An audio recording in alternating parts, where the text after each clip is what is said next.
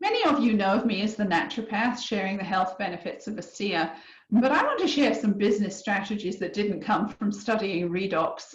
And so often I see people in this business and they get stuck, never experiencing the rewards that this industry can actually provide. And so I want to talk about the key factors that make a difference. And I'm also going to share some activities to do that are fun at any stage in your business. You know, decision comes from the Latin word decide, to cut off. And success could be considered the sum of all the decisions that we've made so far. I made a decision to join ASEA on June the 7th, 2017, just curious about the product, but not intending the business. But by the 10th of July, we'd actually made a decision to do the business. Now, perhaps you haven't really made the decision to launch your business and you're still standing there waiting to get in the air, petrified by the notion of action. You know, why don't people take action? I think it's a limiting belief that they have that has to get addressed and cleared away if they're going to move forward. J.T. Fox would say that you can't have fear if you're not lazy. But Tyler Norton puts it another way. He says that activity absorbs anxiety. I want to give you the idea to reverse the way that you think of failure, to regard failure as increasing your level of experience and learn by simply doing. You know, your desire for success has to be much greater than the failure, the fear of the failure. And if you've been to a fairground, there's a game there where you roll the ball, it drops in the hole, and horses proceed along a track to the winning post. But you know, most people don't keep their eye on the ball, they look up to the track. But in success in this business means that you have to make a decision to keep your eye on the ball. And we had a mentor in network marketing who would use the analogy of this game and say, put your blinders on and just focus on rolling the ball. Don't look up and down or left and right, and keep focusing on the ball. Keep your eye on that ball until you've reached the goal and the race is over. So I want to suggest that you do the same. You know, successful people do what they need to do, even when they don't feel like it. In our first year in the business, we made it a goal that we wanted to be a platinum. And so we did in homes wherever any member of our team raised their hand to build their business. We were told that we would have 20 people in a room in Pennsylvania, and we went there was only one. We did go back. We went to New York, we went to New Jersey, we went to North Carolina, and it wasn't just for frontline, it was wherever anyone wanted to build, because to become a platinum, we had to make our team successful. In those final run-up weeks to platinum, we actually had 9 in-homes in 1 week. So if you aren't having any success in certain areas, please examine what you're maybe not doing. And then I'm going to say, you know, you just got to toughen up and do it anyway. Mark Twain once said that the dictionary is the only place where success comes before work. And I think we have a huge clue because this is network marketing, it's not NetWish. But I think a lot of people are very unrealistic about what it takes to build in this industry. You can be full-time or part-time, but in any business, in anything, you can't be sometime.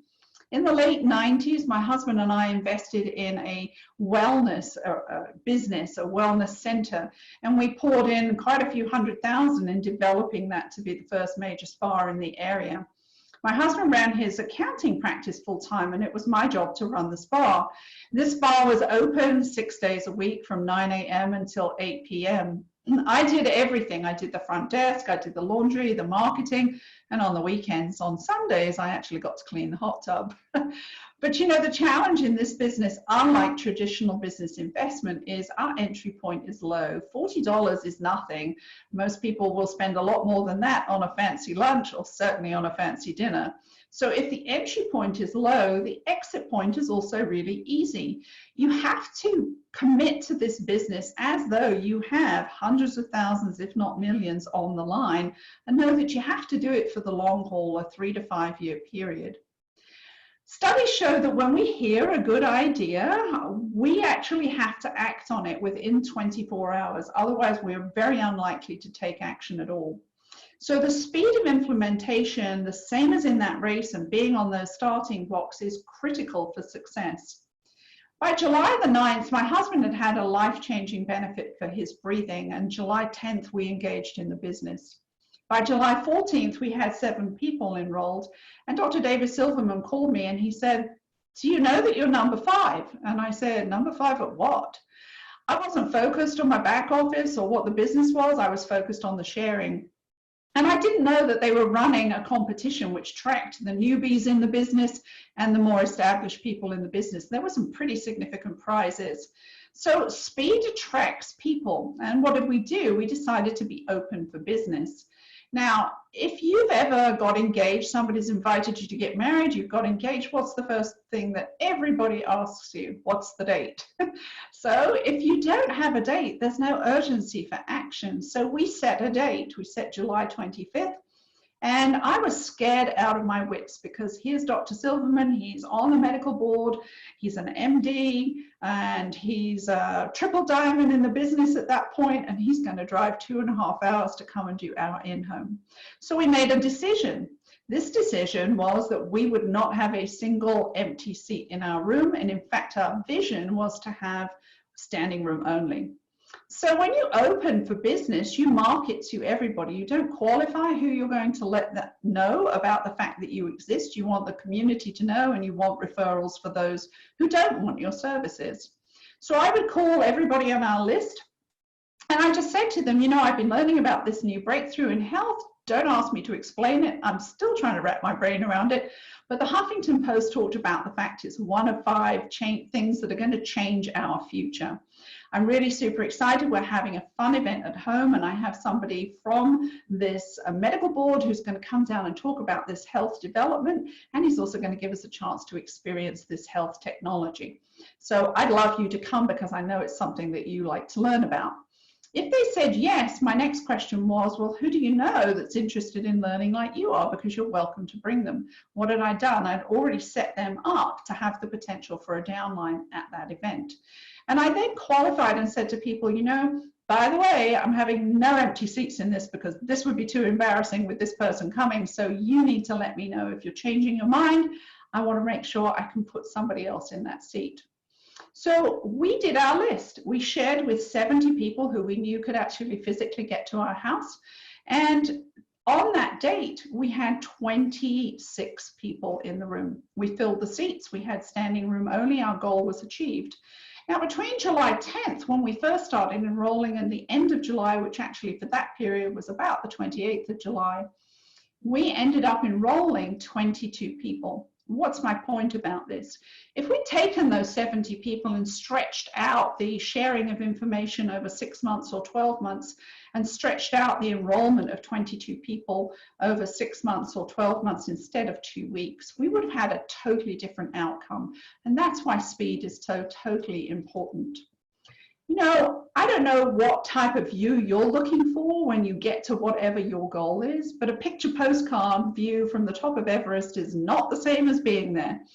And approximately 800 people try to climb to the summit of Everest every year, but in fact, only 4,000 people have ever made it since the first record in 1953. Why do I talk about that? Well, to me, it's a really great example and reminder of the challenge we have in network marketing. Many people get in, but not very many people make the commitment to get to the top of that mountain. And you know, this is no different than launching a plane. You have to keep the power up until you can actually get to your cruising level. A pilot doesn't apply the power and then drop off and apply the power and drop off. But I think this business is no different than getting yourself in the air as a pilot. But people take the foot off the power too soon. And it may be that they enter this thinking this is more like the 100-meter sprint, and then they find that they're in an uphill marathon, which is going to take a lot more effort, but that's why the rewards are so huge. So energy is either expanding or it's contracting, but there's no such thing as staying still. And I think it's sad when people put momentum and effort into the business and then they drop back and they don't keep that foot down on the pedal.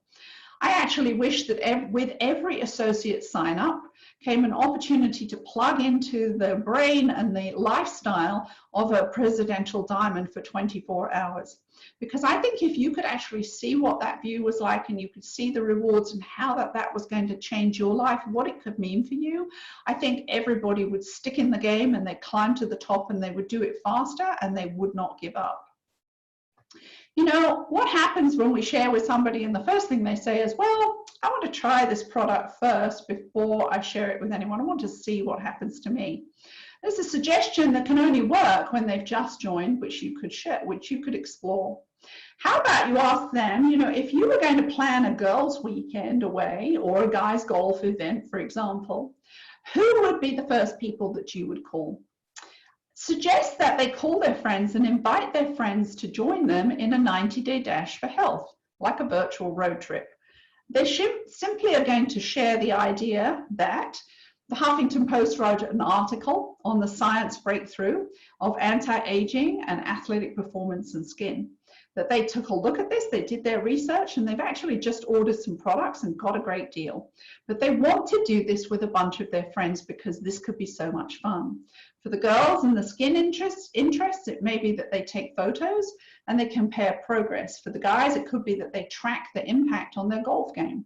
And they could talk about the fact that Olympic athletes are using it and that they're really excited to see the results, but this would be so much more fun to do it with their friends at the time they've just joined. So if their friend wants to do this, they're willing to kind of hang back for a couple of days while the other person gets their product, and then they can all do it together.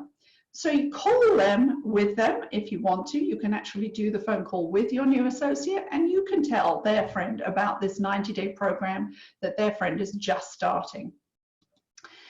How about traditional business promoting to its products and upselling to its client base?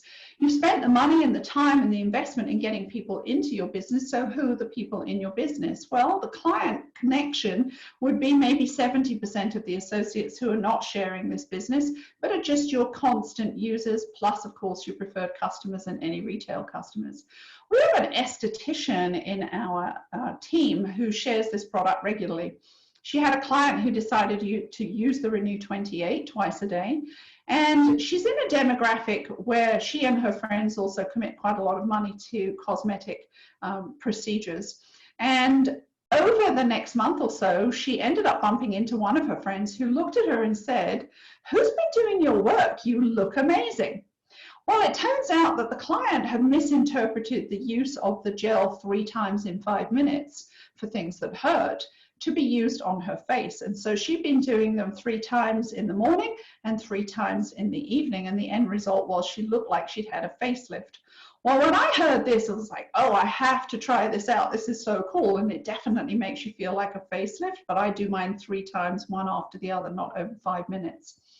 So my mind started ticking about how about we develop a push and play skincare event using corporate videos and complete instructions of how to do this and what to do and how to say it. Well, I came up with that whole notion, and we called this something like Facelift Friday, Skincare Saturday, and Skin Health Sunday. You can come up with any name you want, but I used to do packages, and to me, those are fun names that kind of grab people's attention. You can also do this as Zoom socials or Facebook Live. You can run solo or as a team. And you would send the Renew 28 sample to the client if they weren't there physically, and then you would demo and educate on the other skincare products. In person, we've done this around the kitchen table where we sample all of the skincare. And it enables you to have a conversation about skin health and health as a whole, and then transition people to coming to a more regular Redox event. But that is how you're going to build out your volume, and you're also going to upsell to the people that love your product and your company. Fundraising events also give you a chance to connect with your community through things like Nextdoor that you can advertise and promote, and those would be to people that you're never going to meet, and you can have a lot of fun. Our team came up with the idea of a chili bingo night, and we used a community clubhouse so that we could open it up to the public.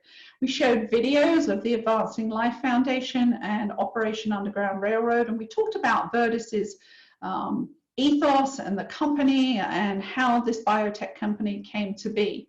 And from the questions that the people asked us about the whole structure of things, we were able to then invite them to another ASEA event to learn about the products, which we were not promoting at that event.